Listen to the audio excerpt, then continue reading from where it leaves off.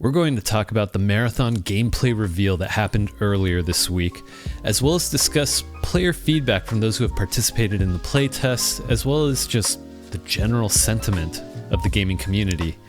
Plus, we've got a bonus round covering the latest Elder Scrolls Oblivion remake leaks, Runescape Dragonwilds' recent early access launch on Steam, and more.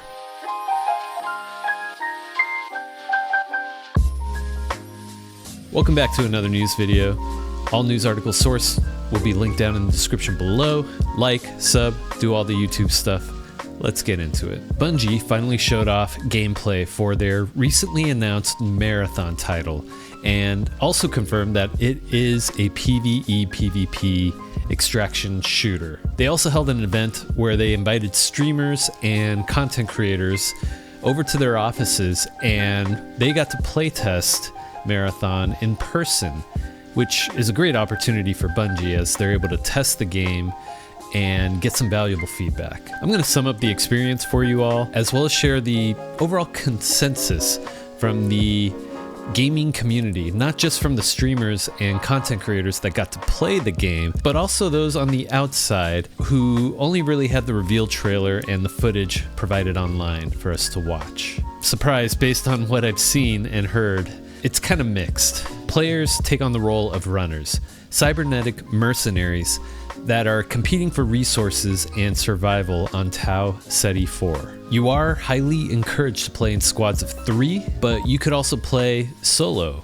which has its advantages, but sounds like it would be extremely difficult as well. The gameplay emphasizes scavenging for loot, completing objectives, and extracting before being eliminated by other players or environmental hazards. As with the extraction shooter genre, tension is extremely high, as you're always having to be aware of your surroundings, your positioning, while you're trying to find valuable loot, whether that's via lootable objects in the map or eliminating very difficult AI opponents.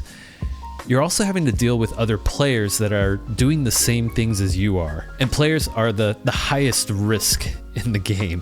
Whether you kill them or they kill you, your loot is up for grabs. You drop everything that you have found or any gear that you brought into that specific match. It's gone, and it's up for grabs for anyone to loot. The gameplay highlighted distinct runner classes with unique abilities and a deep customization system for both your runners and weapons and gear. There are mods for not only your runner, but also for your weapons. You also have a sort of upgrade tree depending on the faction that you choose to be a part of. This seems to be an important choice you'll have to make depending on which runner you select, which will hopefully synergize with the faction that you choose. Modifications and abilities can range from offensive maneuvers and tactical options to enhance traversal or intel gathering. So there's definitely a strategic layer in choosing your runner and loadout to whatever playstyle that you're going for, though you probably want to cater your loadout based on what the map challenges are offering. It'll be crucial for survival and your success. Now, when it comes to the environments, Tau Ceti 4 is not just a backdrop for all the action. Bungie presented it as a living, breathing world filled with its own dangers. Beyond other player runners, players will likely encounter unpredictable environmental events, which could include hazards, weather changing, alien wildlife, or automated defenses. The dynamic nature of the environments could also mean objectives changing all of the time, which includes resource locations or even map layouts. This ensures that each deployment feels fresh and unpredictable. Learning the intricacies of Tau Ceti 4 will be important to surviving and extracting with valuable loot. Now, Sony and Bungie have really high hopes for Marathon. Despite the challenges and recent failures linked to live service games, Sony and Bungie are betting on Marathon's potential to redefine the extraction shooter experience. They believe Bungie's expertise in crafting engaging and polished multiplayer experiences, combined with Sony's marketing and platform support, will give Marathon a significant edge. Their optimism comes from a belief that there's a large audience hungry for a more refined and AAA quality take on the extraction shooter genre. They envision Marathon attracting both hardcore fans of the genre as well as players who have been hesitant to jump in and give it a try due to perceived barriers and a lack of polish that other extraction shooters are sort of missing. One thing that some of the employees over at Bungie have stated in the interviews is that they want to go less milsim, military simulation, and more like Destiny with its abilities and driven action shooting mechanics. So in military sim extraction shooters, you can suffer broken limbs or you could start losing blood, and you need very specific items to fix those problems. Otherwise, it really hurts your run, and it's extremely hardcore. So no broken limbs in Marathon, but you'll have status effects that will require the right items to remedy or fix. As a side note, we did get a take from a former Concord developer. Concord was a live service game that failed quite miserably in the last few months. They emphasize that what might look promising or concerning from the outside can be completely different once players get their hands on the game and experience it firsthand.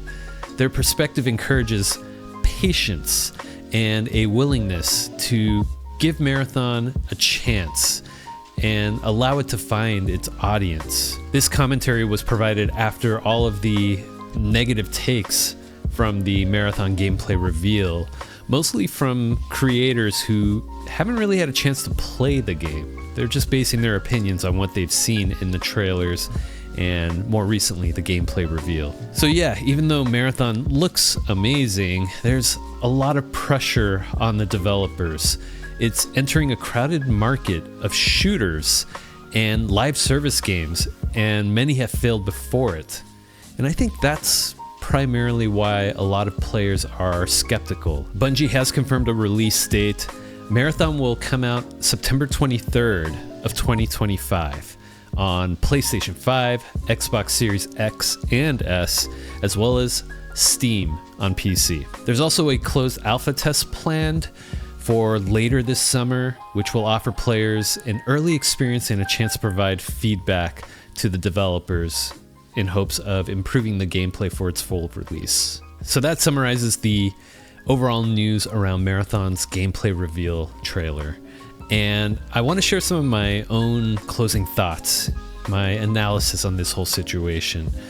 If you were to look up Marathon content on YouTube or even Google search for articles, you're going to find that there's a lot of negativity around its reveal. What I'm noticing is that most people looking in from the outside, not having played the game already, are dismissing Marathon. Some are saying it's wasting an IP for a live service game when they should be making a single player experience, which traditionally the Marathon games were single player story experiences. Or you have some really hardcore Destiny fans who, claim they were done with Bungie years ago and they've been let down so many times with Destiny, they don't want to give Bungie another shot. And then you also have people just simply trashing the game for being an extraction shooter. On the other side of this spectrum, you have those who have played the game and they seem to be more positive towards Marathon. They do have their criticisms and their feedback, which I'll add is very constructive, and I respect that. Some of the feedback that came out is in regards to the gameplay loop, mission rewards, and overall incentives to do specific objectives. But while Marathon has many features and parts that make a good extraction shooter, it seems to be missing that it factor. Maybe this could be something coming in the future. Bungie has stated that they have a planned narrative for the game, which the developers have hinted they're working up to release. How this will impact the gameplay?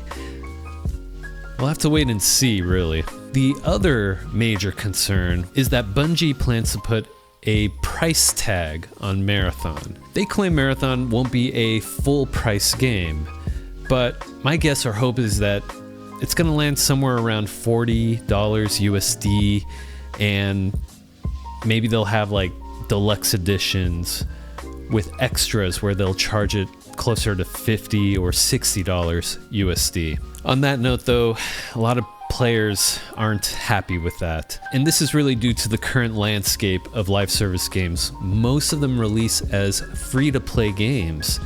It allows for more players to get in and try it, to potentially get hooked. And the developers really just rely on the battle pass, the microtransactions to help support their development efforts for the game. But what I think Bungie is doing here is they're looking at two popular extraction shooters that they are also competing with. Hunt Showdown and Tarkov are two of the most popular extraction shooters, and they released in 2016 and 2018 for purchase. Hunt Showdown, while it has a sort of free-to-play model, the game initially requires you to pay $30 to get in and play it. Tarkov is a buy-to-play game, and they offer different tiers with different types of rewards based on how much you pay. The entry point is $50 USD, and the highest is $250, which is like, wow. But here's the thing. That was almost 10 years ago, and here in 2025, like I said earlier, most of these types of games coming out are free to play. Not to say that putting a price on the game is going to kill it. Slightly different genre, but Helldivers 2 is an example of a live service game that requires you to pay to play, and it did extremely well. Still, it's a risky choice to make, because if we look at a more recent failure, Concord, that had a price to play, and it didn't really do well. So look, personally, having to pay a price to play Marathon doesn't really bother me.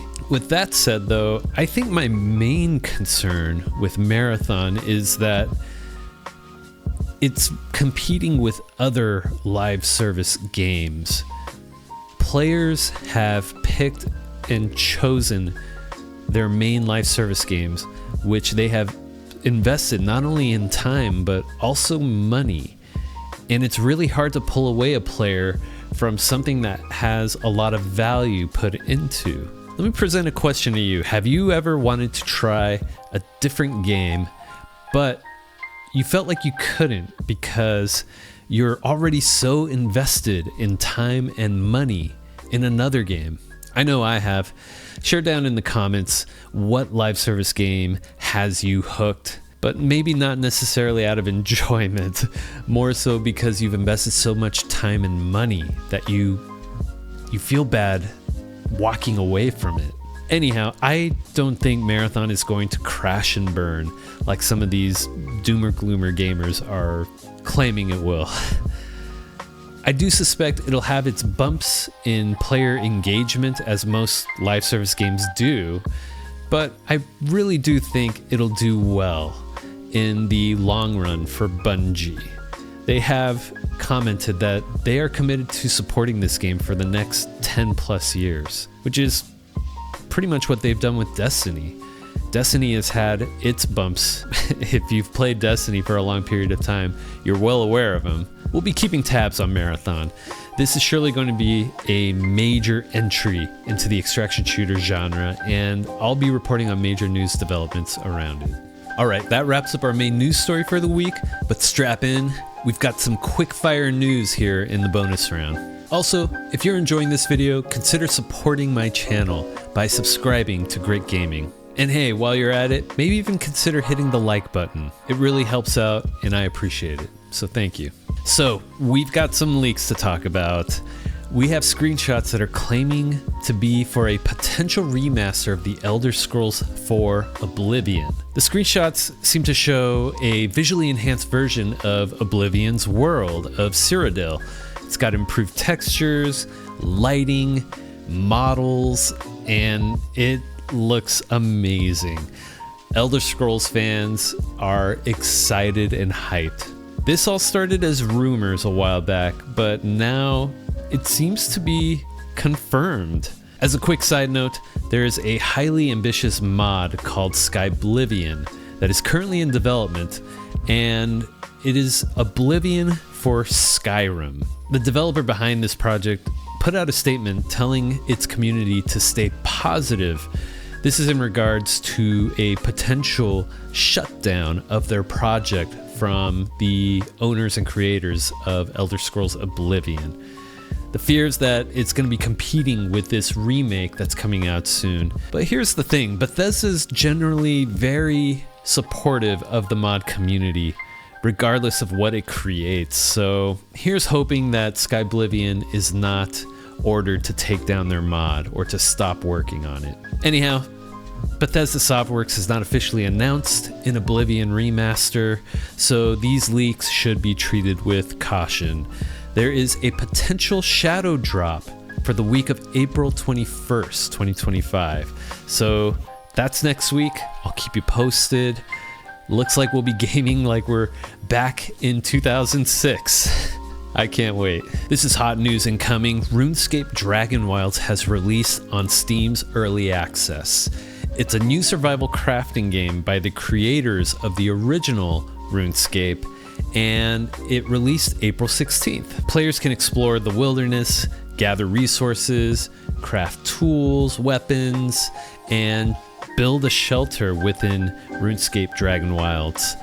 And they can also explore the lore of Gielinor.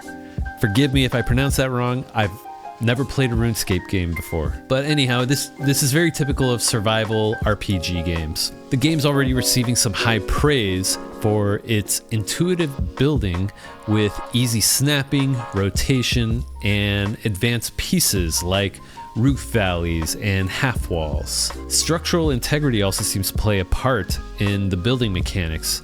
That's fairly common for these types of games. RuneScape Dragonwilds will evolve with player feedback, typical of early access games. Other elements like combat, creatures, narrative are still in development. So far Steam reviews are looking positive for the game, and we've also got a splash image showing off what's currently in development and what's coming up. And I'll share that image right here for those of you who want to pause the video and take a look at it yourselves. It looks great, but personally, I'm going to hold off and wait. I have played many survival crafting games in the past during their early access periods, and I just prefer to wait for the full release of these kinds of games now. So consider Dragonwilds wishlisted.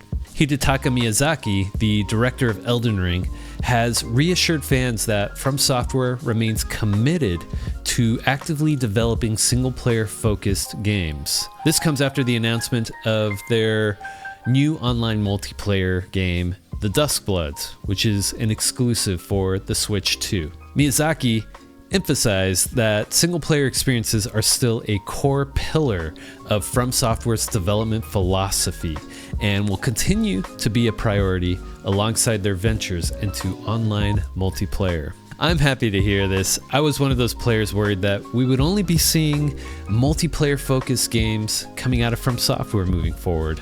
I'd also be pretty happy to go back to more handcrafted, interconnected levels versus an open world sort of sandboxy design. Who misses the level designs of the original Dark Souls games or Bloodborne? Let me know in the comments. So Call of Duty recently added a console-only crossplay option, and it's intended to reduce cheating, but unfortunately, it is hurting legitimate PC players. PC players who choose not to participate in crossplay are finding themselves in a much smaller matchmaking pool, and this is leading to longer wait times and potentially less balanced matches against other PC players. This feature was implemented to address the common issue of cheating on PC and allowing console players to opt out of playing with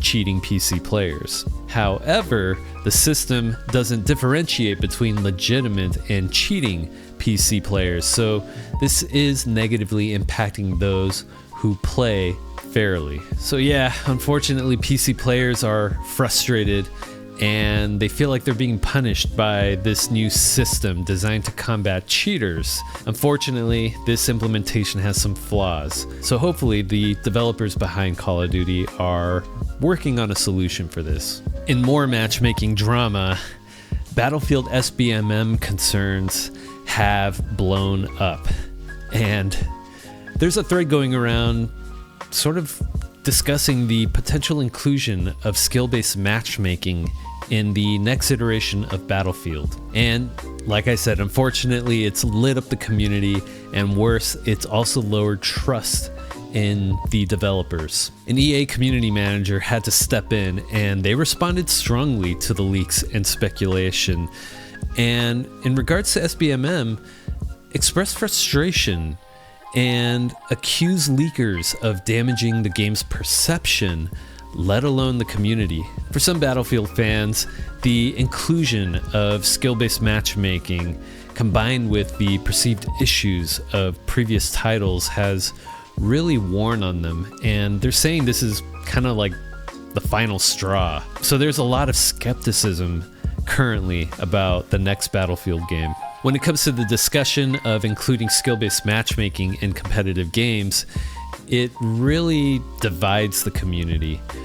Some argue that fairer matches are better. If you're new to the game, you're not going to get stomped by really good players. But the flip side of that is that high-skilled players will never get a break from playing sweaty matches. Anyhow, this is one of the risks that the Battlefield Labs initiative has to deal with, since they're taking this approach of allowing a large group of playtesters playing their game. And even though they've signed NDAs, you're still gonna have some bad players leaking the game. And unfortunately, some leaks can cause some drama and stir the pot, even though features that may be shown in these leaks may never ship in the final version of the game. So look, game development is a long and complicated process. It's constantly shifting and changing. It's too early to call this new Battlefield doomed. So let's calm down, drink some water, and let the devs do their job. And that's a wrap for this week's news video. Do you have any thoughts that you'd like to share in regards to any of these stories? Let me know in the comments. I'd love to hear what you think. If you enjoyed this video, hit the like button, share it with your friends, and subscribe for more great gaming content.